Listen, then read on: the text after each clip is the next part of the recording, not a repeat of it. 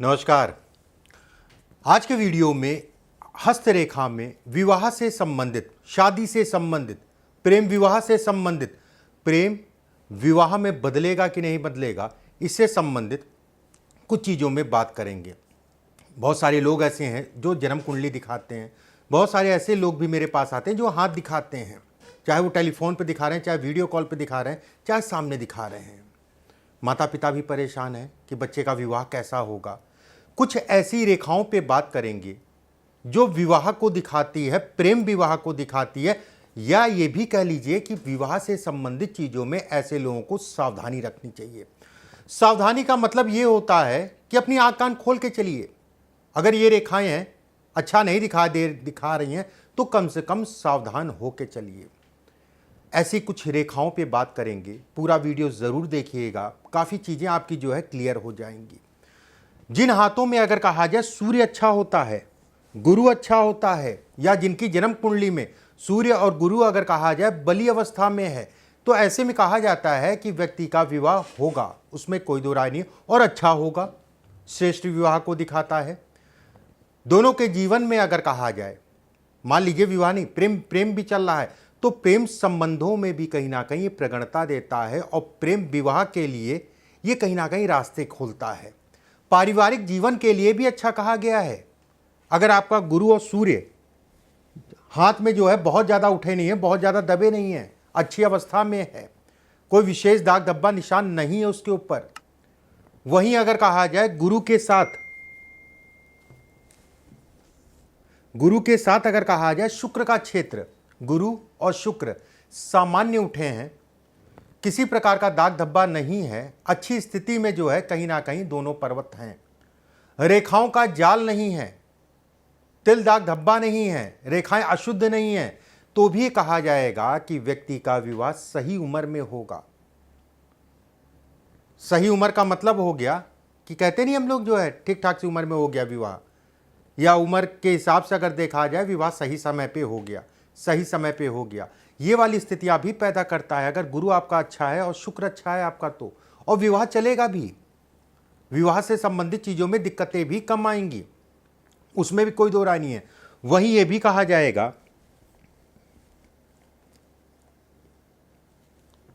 शनि का क्षेत्र बहुत ज़्यादा उठा है, ये हिस्सा जो है बहुत ज़्यादा उठा है, और चंद्रमा का क्षेत्र इतना होता है, ये हिस्सा आपका जो है दबा है, ये हिस्सा उठा है और ये हिस्सा दबा है, तो भी कहा जाएगा कि जातक का कहीं ना कहीं प्रेम संबंध विवाह में बदलने में बड़ी दिक्कत आएगी। या फिर कह लीजिए कि अगर बदल भी जाता है तो वैवाहिक जीवन के बाद थोड़ा सा दिक्कतें आएंगी। ये विवाह में लेट को भी दिखाता है, देरी को भी दिखाता है, विलंब को भी दिखाता है।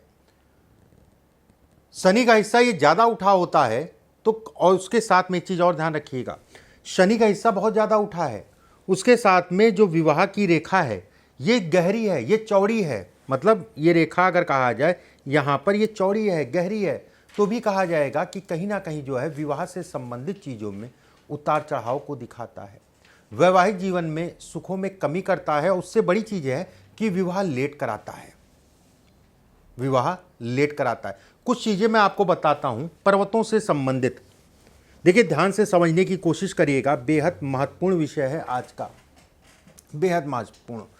गुरु का हिस्सा अगर अन्य पर्वतों के हिसाब से गुरु और बुध का हिस्सा ठीक ठाक सा उठा है, मतलब ये पर्वत अगर कहा जाए इन पर्वतों के मुकाबले ये दोनों पर्वत अगर कहा जाए ठीक ठाक उठे हैं या इनसे कुछ ज़्यादा उठे हैं, तो ऐसे में कहा जाएगा कि जो भी जीवन साथी होगा थोड़ा चंचल स्वभाव का होगा। ऐसे में ये भी कहा जाता है कि अति प्रेम को दिखाता है। अति प्रेम का मतलब ये होता है, एक अच्छी चीज़ है, मैं खराब नहीं कहूँगा, कि खाना खा लीजिए, पति कह रहा है नहीं नहीं मुझे जाना है, मुझे देर हो रही, मुझे आना, वो मुझे उससे मिलना, उससे नहीं नहीं खाना खा के जाइए, पकड़ लिया, थोड़ा सा पति गुस्सा भी हुए, ये अति प्रेम को दिखाता है। ऐसे लोगों को अगर कहा जाए, अगर ये दोनों हिस्सा जो है उठे हैं ठीक ठाक अन्य पर्वतों के मुकाबले, तो कहीं ना कहीं पत्नी के कारण धन की प्राप्ति भी होती है, या फिर पत्नी के घर के कारण धन की प्राप्ति होती है। दोनों बातें हैं, ध्यान से समझिएगा।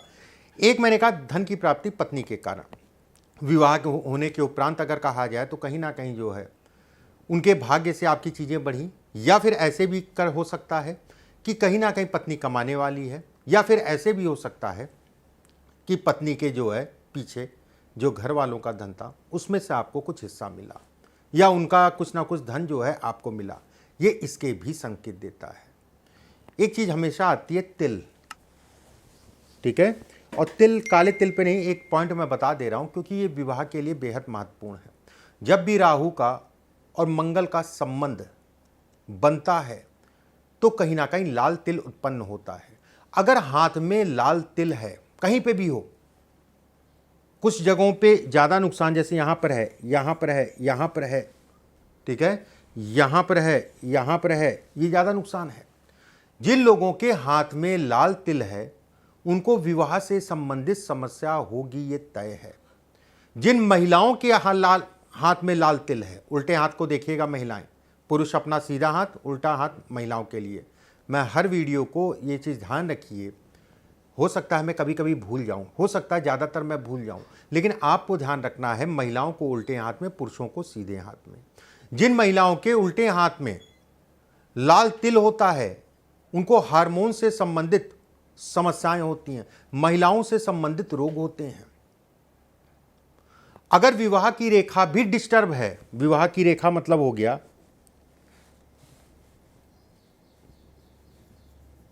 विवाह की रेखा का मतलब ये हो गया कि यहां पर कई रेखाएं बन रही हैं, या रेखा बहुत चौड़ी हो रही है, या किसी प्रकार का दाग धब्बा आ रहा है, उसके साथ में लाल तिल है, तो ये बेहद खराब कहलाएगा। और यहां तक मैं कहूंगा कि स्थितियां ये भी हो सकती हैं, कहीं ना कहीं अलगाव तक की स्थितियां बन सकती हैं, अलगाव तक की स्थितियां बन सकती हैं, यहां तक कहा जाएगा, यहां तक जो है ये कहा जाएगा। शनि का क्षेत्र अगर कहा जाए तो ठीक ठाक सा उठा है, ठीक ठाक या ज़्यादा उठा है, मान लीजिए शनि का क्षेत्र अगर कहा जाए ज़्यादा उठा है, ठीक है। इसके साथ में चंद्रमा का क्षेत्र अगर कहा जाए कुछ दबा है और उस पर आड़ी टेढ़ी रेखाएं हैं, आड़ी टेढ़ी सी रेखाएं हैं। गुरु के क्षेत्र पे अगर कहा जाए दाग धब्बे हैं। ऐसे लोगों का विवाह अगर कहा जाए उनसे उम्र में ज़्यादा महिलाओं या लड़कियों से होता है। ये कहीं ना कहीं विवाह से संबंधित चीज़ों में तनाव को भी दिखाता है। विवाह से पहले एक या दो बार पूरी तरीके से बातचीत हो गई थी, सब कुछ हो गया था, यहाँ तक रोका भी हो गया था, इंगेजमेंट भी हो गई थी, उसके बाद चीज़ें खराब हो गई। अगर ये स्थिति है तो सारी चीज़ें पहले देख लीजिएगा, फिर प्रेम विवाह या विवाह की तरफ बढ़िएगा। सारी चीज़ें पता कर लीजिएगा, घर परिवार पता कर लीजिएगा, क्या करता है क्या नहीं करता है उसको पता कर लीजिएगा, उसके बाद बढ़िएगा आगे। उसके साथ में अगर राहु के क्षेत्र पे गड्ढा है तो कहीं ना कहीं चीज़ें पहले कुछ और दिख रही थी और विवाह के उपरांत कुछ और दिख रही थी। विवाह से संबंधित चीज़ों में लेट और सुखों में ये कमी को भी ये दिखाता है। विशेष सावधानी, फिर से मैं बता देता हूँ, शनि का क्षेत्र अगर कहा जाए अन्य पर्वतों के मुकाबले ज़्यादा उठा है, चंद्रमा का क्षेत्र कुछ दबा हुआ है और उसके साथ आड़ी टेढ़ी रेखाएं हैं, गुरु के क्षेत्र पे अगर कहा जाए कुछ दाग धब्बे हैं। ध्यान रखिएगा जो मैं बोल रहा हूँ, केवल सावधानी रखिए और कुछ नहीं, सावधान हो के चलिए, सावधानी रखिए। एक आध वीडियो में मैंने ये बताया, इस जो मैं रेखा बताने जा रहा हूँ ये विवाह की रेखा है, जब तक ऐसे है तब तक अच्छी है।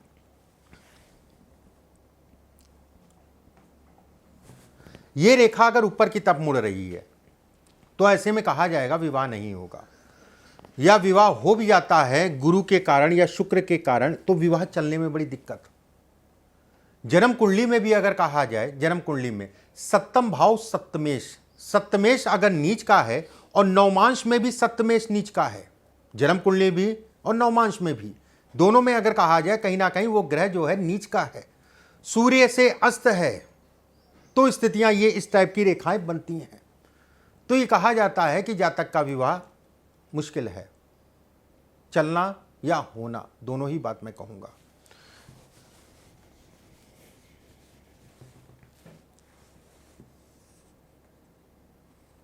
अभी मैंने ऊपर बताया था, अगर ये नीचे मुड़े, ठीक है, अगर ये नीचे मुड़ रही है तो भी ये कहा जाएगा वैवाहिक विवाह होगा, उसमें कोई दो राय नहीं है। वैवाहिक जीवन में कलेश या तनाव को दिखाता है। ऐसे लोग अगर कहा जाए तो कहीं ना कहीं अपने जीवन साथी के, जो भी जीवन साथी होता है उसको लेके थोड़ा चिंतित होते हैं। मन में कोई ना कोई डर बना रहता है, मन में कोई ना कोई शंका बनी रहती है जीवन साथी को लेके। स्वास्थ्य से संबंधित चीजों में भी उतार चढ़ाव कराता है जो भी ऐसे लोगों का जीवन साथी होता है। अगर ये दो रेखाएं हैं तो ये कहा जाएगा कि कहीं ना कहीं स्वास्थ्य और विवाह दोनों के लिए खराब है। अगर ये रेखा कहा जाए मस्तिष्क रेखा पे जाके रुक जाए, मस्तिष्क रेखा पे जाके रुक जाए, देखिए एक चीज का ध्यान रखिएगा, अगर ये रेखा है कभी भी विवाह के उपरांत जो है प्रेम संबंध या गुप्त लगाव मत करिएगा। यह वैवाहिक जीवन में तनाव और वैवाहिक जीवन में कहीं ना कहीं असंतोष को दिखाती है, तनाव को दिखाती है, और यहां तक तनाव हो सकता है कि अलगाव हो जाए। ससुराल से संबंधित समस्याओं को भी इंगित करती है। कोई भी समस्या हो सकती है ससुराल से। यह भी हो सकता है कि भाई आप अपने घर रहिए, मैं अपने घर रहता हूं, बहुत ज़्यादा संबंध नहीं है, ठीक है, कभी कभी हो गया, लेकिन बस ठीक है। यहाँ पर एक चीज़ का और ध्यान रखिएगा, जैसे ये है, ये विवाह की रेखा है, कभी कभी ऐसी भी एक रेखा आती है, धन के लिए बहुत अच्छी है, पैसे के लिए बहुत अच्छी है। सुना होगा कि एक विवाह हुआ, टूट गया, दूसरा विवाह हो गया, वो भी टूटने वाला है। बड़ी मुश्किल से ऐसे लोगों का विवाह बचता है। ऐसे लोगों को ईश्वर की आराधना और पुरानी सोच रखनी चाहिए, पुराने जमाने वाली सोच रखनी चाहिए। हो सकता है उसके आधार पे आप जो है बच जाएं, मान के चलें जो है कहीं ना कहीं जो है बच जाएं। अगर ये वाली स्थितियां हैं तो ये बिल्कुल भी अच्छा नहीं है। देखिए गुरु आपका अगर अच्छा है, गुरु, और गुरु पे दाग धब्बे नहीं है, चंद्रमा का क्षेत्र अगर कहा जाए सामान्य उठा है, हल्का सा गोलाई में है। चंद्रमा का क्षेत्र मतलब ये हिस्सा, ठीक है, कुछ क्षेत्र मंगल का होता है, मंगल के बाद चंद्रमा का होता है। चंद्रमा का क्षेत्र अगर कहा जाए कुछ गोलाई में और ठीक ठाक सा उठा है। गुरु का क्षेत्र भी अगर कहा जाए सामान्य उठा है। गुरु के क्षेत्र पे अगर कहा जाए एक रेखा ऊपर जाए, या फिर गुरु के क्षेत्र पे अगर कहा जाए बॉक्स हो, जीवन साथी अच्छा होगा। एक बात, कहीं ना कहीं जीवन में विवाह के उपरांत अगर कहा जाए दोनों का भाग्योदय होगा। दूसरी बात, अगर इस जगह पे क्रॉस नुमा आकृति है, स्पष्ट साफ है, उसके साथ में ये है, तो ये कहा जाएगा कि प्रेम विवाह संभव है, उसमें कोई दो राय नहीं है। ऐसे लोगों के जीवन साथी अगर कहा जाए इमोशनल होते हैं। मैंने अभी पीछे नहीं बोला था, मैंने उदाहरण दिया था केवल कि खाना खा के जाइए, नहीं काम करना है, खाना खा के जाइए, नहीं काम करना, उसी में 3 दिन हो गई, उसी में लड़ाई झगड़ा हो गया, उसी में 2-3 दिन जो है ठीक है निकल गए गुस्से में, वाली स्थितियां पैदा करता है, वाली स्थितियां बनाता है। लेकिन ये रेखा बहुत अच्छी है, ये कहीं ना कहीं विवाह वैवाहिक जीवन के लिए बेहद अच्छी है। जितना अच्छा आपका जो है गुरु होगा, जितना अच्छा आपका सूर्य होगा, जितना अच्छा आपका जो है शुक्र होगा, उतना ही विवाह का सुख व्यक्ति को मिलेगा।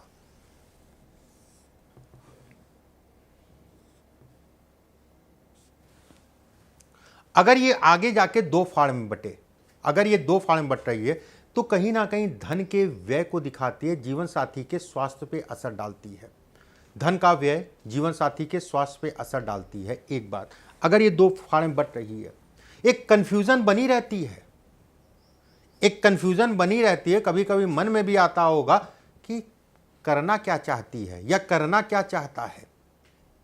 अगर ये आगे से 2 फाड़ में बट रही है, समझ ही नहीं पाते एक दूसरे को, ऐसे लोग समझ में भी नहीं आता है कि क्या स्थितियां रहेंगी आने वाले समय में।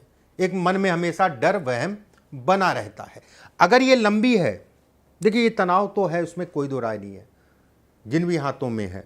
ऐसे लोगों को कहीं ना कहीं स्वास्थ्य का भी ध्यान रखना चाहिए, जीवन साथी का। अगर ये लंबी है तो ये तनाव को बढ़ाएगी, समस्याएं बड़ी होंगी, समस्याएं छोटी नहीं होंगी।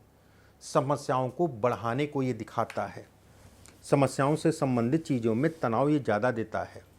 मंगल, किसी भी विवाह या वैवाहिक जीवन या मांगलिक कार्यों को देखने के लिए मंगल का देखा जाना बेहद जरूरी है। मंगल अगर कहा जाए सामान्य उठा है, और इस जगह पे दाग धब्बे नहीं हैं, रेखाएं बहुत ज़्यादा नहीं हैं, एक आध दो हैं, कोई बात नहीं, बहुत ज़्यादा नहीं है तो भी कहा जाएगा वैवाहिक जीवन के लिए अच्छा है। रेखाएं ज़्यादा हैं, काफ़ी रेखाएं इस जगह से निकल रही हैं, अगर इसके ऊपर तिल भी है, मान लीजिए अगर रेखाएं तो ही खराब है, ये मांगलिकता को दिखाता है, अगर तिल है तो मंगल दोष को दिखाता है। ये रेखाएं अगर कहा जाए जितनी लंबी होंगी, इस जगह से जितनी लंबी रेखाएं निकलेंगी उतनी जगहों को ये दिक्कत देंगी, मतलब विवाह में भी दिक्कत दे रही हैं, शारीरिक कष्ट भी दे रही हैं, काम से संबंधित चीज़ों में भी कष्ट दे रही हैं। उसके बाद भी अगर दोनों हाथों में है तो समस्याओं को ये बढ़ाएगा, समस्याएं कम नहीं, समस्याओं को बढ़ाएगा, ये अच्छा नहीं है। मंगल का क्षेत्र अगर कहा जाए तो कहीं ना कहीं जो है सामान्य उठा हो तो ज़्यादा अच्छा कहलाता है, विवाह चलता है, तालमेल बना रहता है। सामान्य भाषा में विवाह से संबंधित चीज़ों के लिए मंगल अच्छा कहलाता है, उसमें कोई दो राय नहीं है, उसमें किसी प्रकार का कोई संदेह नहीं है।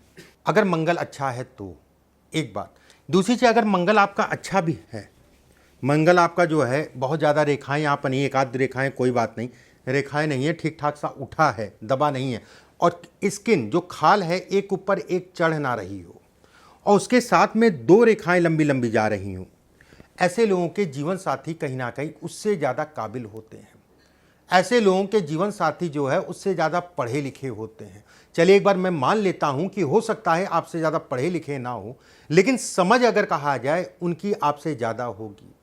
जब भी यहाँ पर स्पष्ट साफ दो रेखाएं मंगल के क्षेत्र की तरफ बढ़ें, लंबी होनी चाहिए, ये नहीं कि यहीं पे ख़त्म हो जाए, ठीक है, दो रेखाएं लंबी लंबी जो है मंगल के क्षेत्र की तरफ बढ़ें, ऐसे लोगों को अपने जीवन साथी से राय जरूर लेना चाहिए। कहीं पे ही फंसते हैं, कहीं रुकते हैं या कोई काम करना चाह रहे हैं तो राय ले लीजिएगा, उसके बाद आगे बढ़िएगा, सफल होंगे, उसमें कोई दो राय नहीं है।